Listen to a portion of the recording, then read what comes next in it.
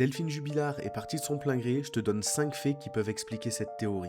Mais avant, n'oublie pas de t'abonner, installe-toi confortablement, bienvenue dans les histoires de Kent. En numéro 1, on sait qu'elle préparait une nouvelle vie, que la procédure de divorce était lancée, le divorce avait l'air compliqué, c'est pas rare une femme qui décide de tout quitter, et même ses enfants malheureusement, pour partir se refaire une vie ailleurs.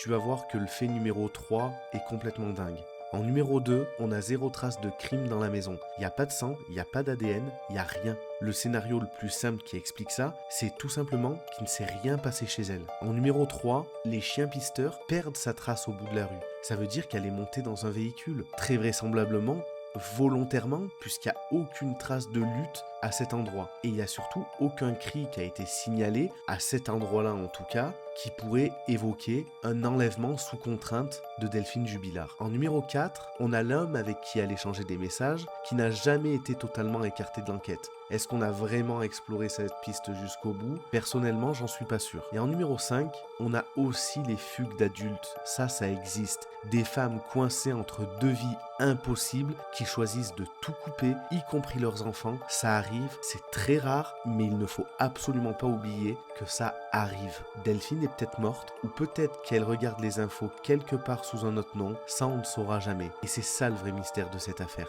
Pas de corps, pas de scène de crime, quelqu'un qui dit qu'il est innocent.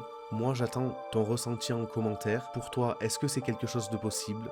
Merci d'avoir regardé la vidéo, merci si tu t'es abonné. C'était les histoires de Kent, ciao.